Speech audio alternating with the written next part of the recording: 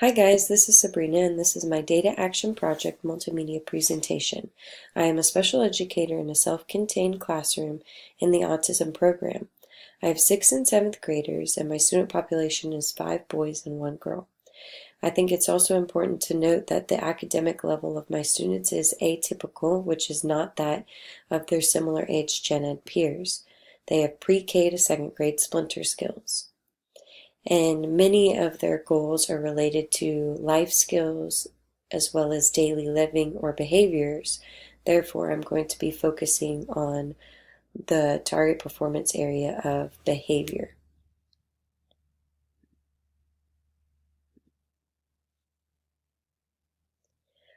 When we look at data meeting number 1, this is where we met with our groups for the first time. My group members, Jennifer and Jim, are both in a similar field as I am. Jennifer is a special educator and Jim is an ESOL teacher.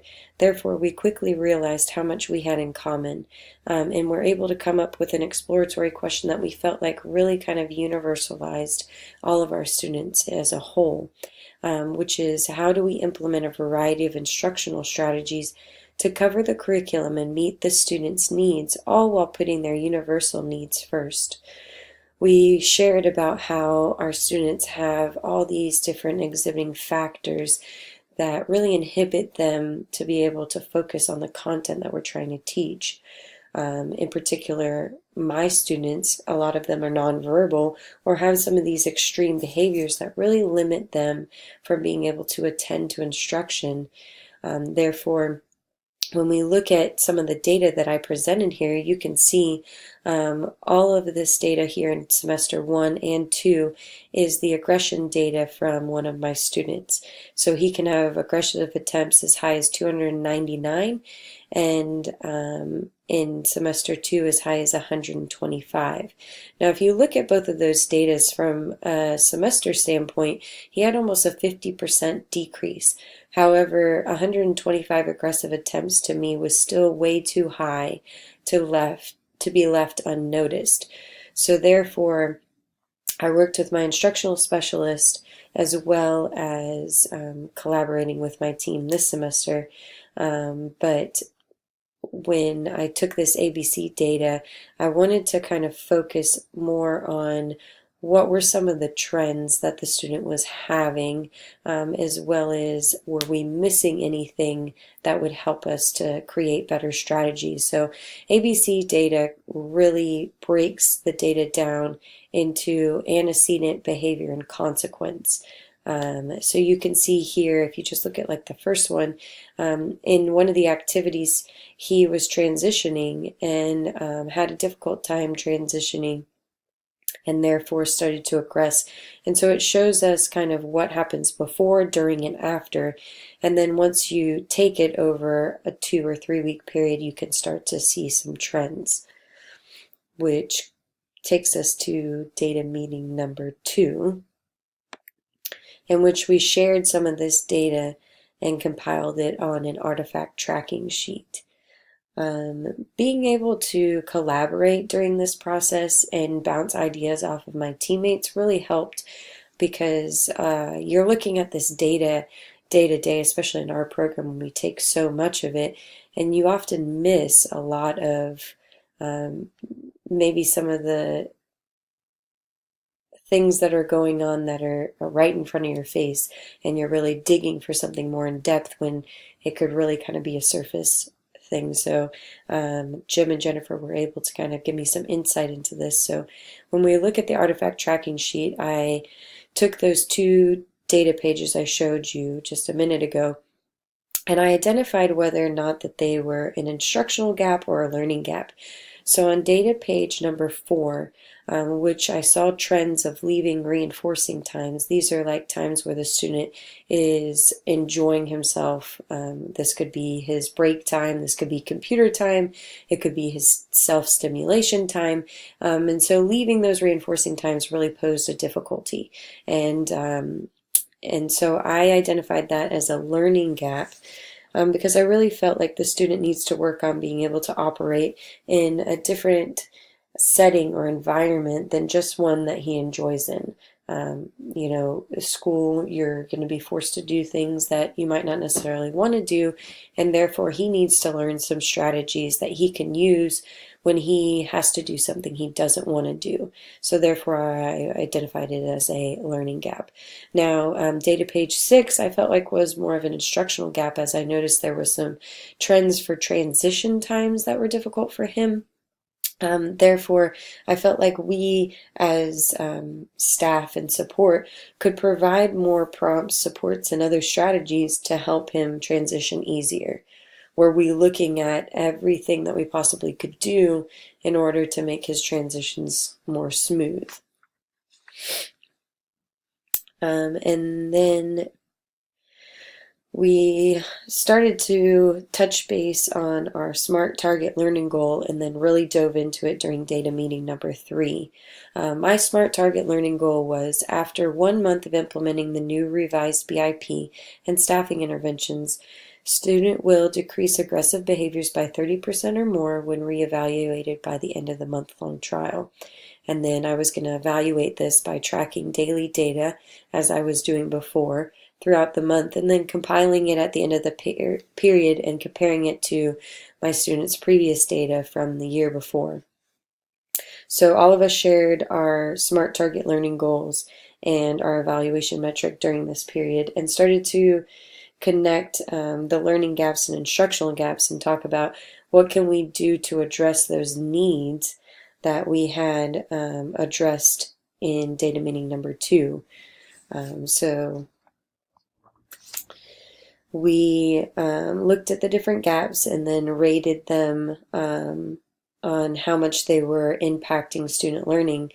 And I realized quickly that not only was my student's behavior impacting his own learning, but it was also impacting the learning of the other students in my classroom.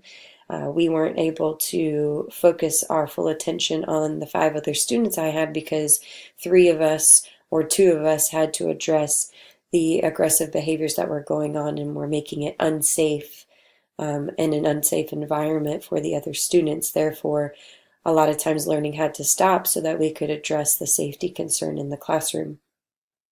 And then I also asked myself, was I doing everything that I could possibly do to help this student be successful? Was I addressing all the instructional gaps?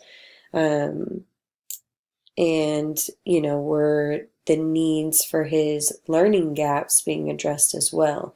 Could I do anything else? So we started asking a lot of those questions during data meeting number 3 and playing some ideas off of each other. Brought us to data meeting number 4, in which we addressed the data action plan. I want to highlight a couple of the instructional tactics that I chose to incorporate into my plan.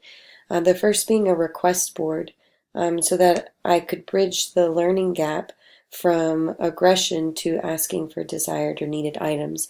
This individual student is a nonverbal student, so a lot of times for nonverbal students, they internalize everything because they don't have an output. Therefore, creating a request board will allow him to communicate in a way that shows him that we understand what he's asking. Even if he doesn't understand that we already know what he's asking, he can still request for it.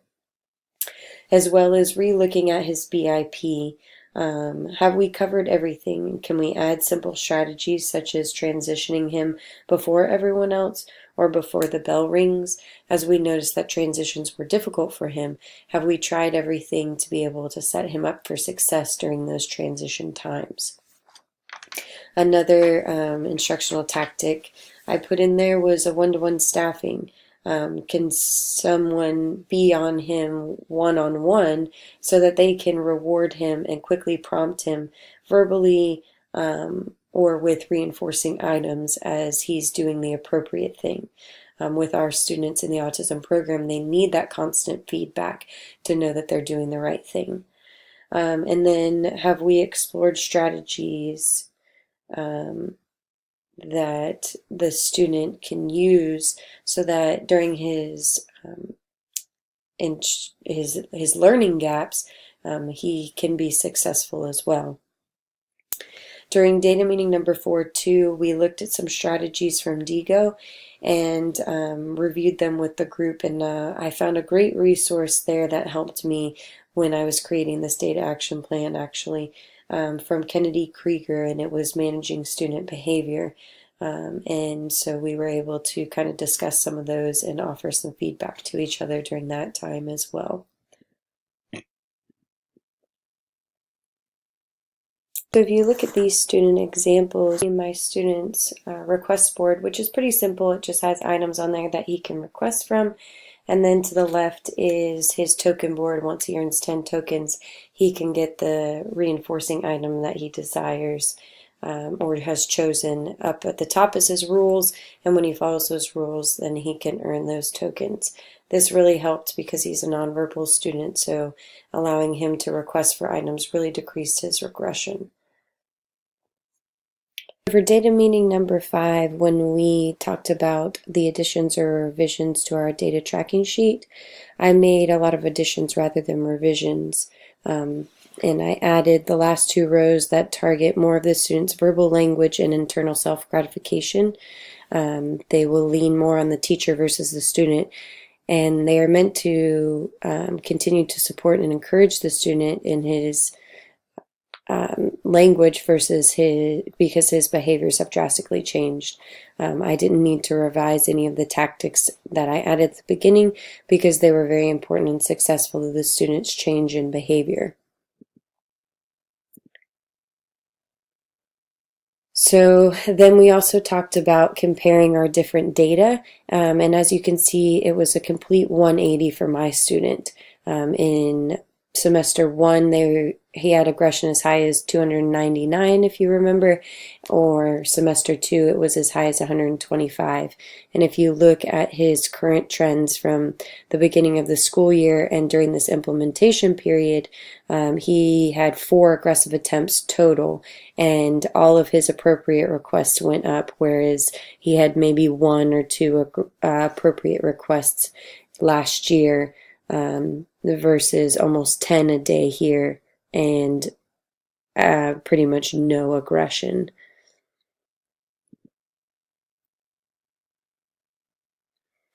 And then I wanted to highlight some of my strengths and areas of growth. So some of my strengths were the data that I was able to share. As I said before, in our program, we're able to share a lot of, or we take a lot of data on a day-to-day basis. So I was able to present a lot during each meeting, which allowed us to be able to look at a lot of data and kind of break it down.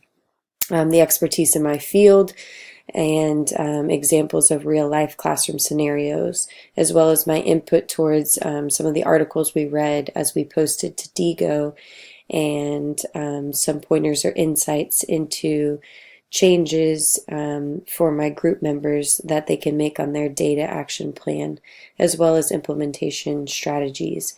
Some areas of growth for me was my continued limited knowledge of the standardized testing that my peers in my group would often talk about, as we don't do a lot of standardized testing in my program, and then stepping out of my comfort zone when participating in the online collaboration, as I prefer to collaborate during data meetings face-to-face as I do in my typical day-to-day. And then being stretched to find different research and helpful articles that were applicable to all of us. We really tried hard to make sure that we all came with articles or research that we were all able to use, not just each of us specifically individually. And then using all of the data that I collect to help me improve student behavior and academic success. Sometimes we collect all of this data, but we don't do anything with it, or it's too much and we don't know how to break it down. So when finding ways to utilize this data is really going to help to be able to alter and change behaviors. As you can see with my one student, we invested a lot of time into taking ABC data, day-to-day data, and it really made a difference to see the trends that he was having and to be able to help him. And I love this quote from Venables: having text-based discussions is an ideal way for a teacher teams to gain new knowledge about some aspect of their teaching. I've learned so much in this course, and I hope that you guys enjoyed my presentation.